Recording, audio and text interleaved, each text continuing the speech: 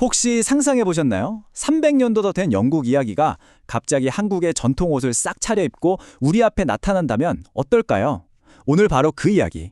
그림 한 장에 어떻게 완전히 다른 두 문화를 잇고 더 나아가 한 나라의 역사를 바꾸는 나비 효과를 일으켰는지 그 놀라운 여정을 한번 따라가 보려고 합니다. 자, 여기 한번 보세요. 왼쪽은 17세기 영국 그림이고요. 오른쪽은 19세기 말 조선시대 그림입니다. 시대도 장소도 뭐 하나 같은 게 없는데 놀랍게도 이 두 그림이 똑같은 책에 똑같은 장면을 묘사하고 있다는 거예요. 도대체 이게 어떻게 된 일일까요? 사실 이 그림 한 장의 차이, 이 단순해 보이는 질문 속에 엄청난 이야기가 숨어 있습니다. 예술과 믿음이 어떻게 문화의 벽을 뛰어넘어서 한 나라의 운명까지 바꾸는 거대한 힘이 될 수 있었는지 그 실마리가 바로 여기에 있거든요. 이 미스터리를 풀기 위해서 우리가 함께 떠날 여정입니다.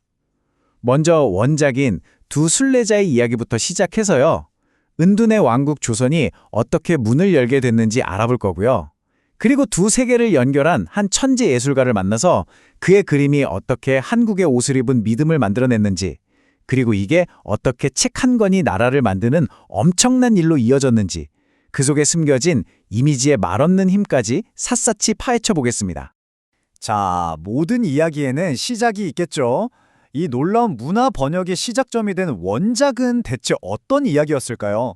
이 이야기의 핵심을 알려면 알레고리, 우리말로는 우화라는 걸 먼저 알아야 해요. 이게 뭐냐면 그냥 겉으로 보이는 이야기 너머에 더 깊은 상징적인 의미가 숨어 있다는 뜻이에요. 마치 빙산처럼요. 수면 위에 보이는 건 일부고 진짜 중요한 건 그 아래에 거대하게 숨어 있는 거죠. 그 원작이 바로 철로역정입니다. 주인공이 멸망의 도시를 떠나서 천국 도시로 가는 한 인간의 영적인 성장기를 다룬 이야기예요. 나무인형 피노키오가 진짜 소년이 되기 위해 떠나는 여정, 딱 그런 느낌이라고 생각하시면 쉬워요.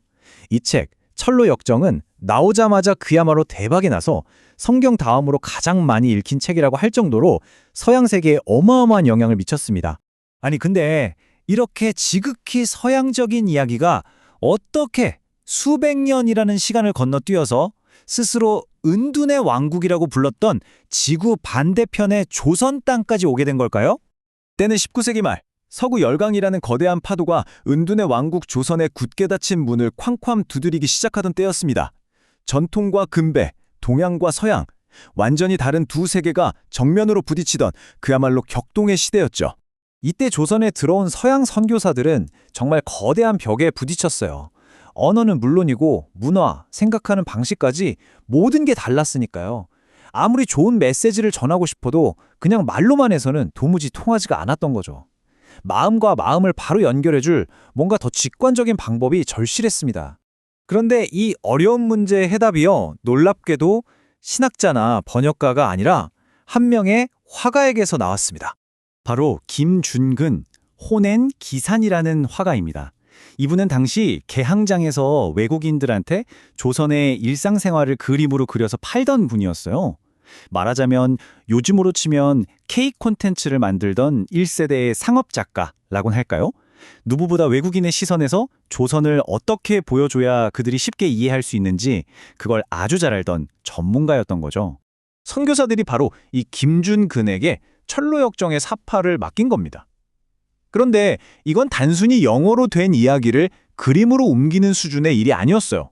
서양의 세계관 자체를 한국인의 눈과 마음에 딱 맞게 완전히 새로 만들어내는 그야말로 문화 번역이라는 엄청난 프로젝트였습니다.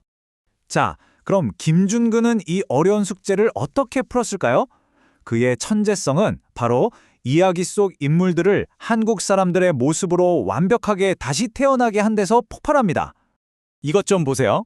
17세기 유럽 옷을 입고 있던 주인공이 순식간에 흰바지 저고리에 집신을 신은 평범한 조선 농부로 바뀌었습니다. 바로 이 순간 저 멀리 남의 나라 이야기였던 철로역정이 바로 내 이야기, 우리 이웃의 이야기가 될 수 있었던 거죠. 서양 사람들한테나 익숙한 날개 달린 천사는 어땠을까요? 김준근은 이걸 한국 전래동화에 나오는 친숙한 선녀의 모습으로 그렸습니다. 낯선 종교적인 개념을 사람들이 거부감 없이 받아들일 수 있도록 가장 익숙한 문화 코드를 활용한 거예요. 정말 기가 막히지 않나요? 그리고 이게 바로 결정타입니다. 늘 서양인의 모습으로 그려지던 예술을 갓을 쓰고 점잖게 앉아있는 지혜로운 조선의 선비이자 스승의 모습으로 그려낸 거죠. 이걸로 기독교는 더 이상 서양 귀신이나 남의 종교가 아니라 한국인의 삶과 정신에 뿌리 내릴 수 있는 보편적인 진리가 될 수 있었던 겁니다. 근데 더 놀라운 게 있어요. 주인공이 영적으로 성장할수록 그의 옷차림도 평범한 농부에서 선비로, 그리고 마침내는 관복을 입은 양반으로 점점 바뀌어요. 김중근은 눈에 보이지 않는 영적 성장이라는 추상적인 개념을 당시 조선 사람이라면 누구나 꿈꿨을 신분 상승이라는 아주 구체적인 이미지로 완벽하게 번역해낸 거죠. 이렇게 한국인의 옷을 입게 된 천로 역정은요, 그냥 종교 서적으로만 머물지 않았습니다. 당시 조선 사회를 뿌리째 뒤흔드는 거대한 변화의 불씨가 됐거든요. 한번 생각해보세요. 양반과 상놈이 따로 있던 엄격한 신분제 사회에서 신 앞에서는 모두가 평등하다는 메시지는 얼마나 충격적이었을까요? 이 평등 사상은 사람들을 일깨웠고 훗날 3.1운동 때 민족 대표 33인 중에 무려 16명이 기독교인이었을 정도로 나라의 독립을 향한 열망에 기름을 부었습니다. 그리고 변화의 속도는 정말 놀라울 정도였어요.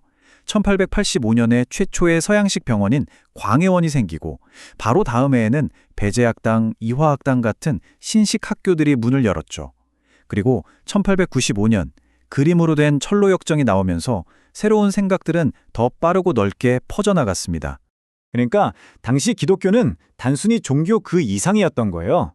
한글을 가르쳐서 글 모르는 사람들을 깨우치고 신식 교육과 의료기술을 보급하고 낡은 신분제도의 사슬을 끊어내는, 말 그대로 근대 문명으로 가는 길을 열어주는 역할을 한 거죠. 많은 사람들에게 기독교를 믿는다는 건 곧 새롭고 더 나은 삶의 방식을 선택하는 것과 같은 의미였습니다.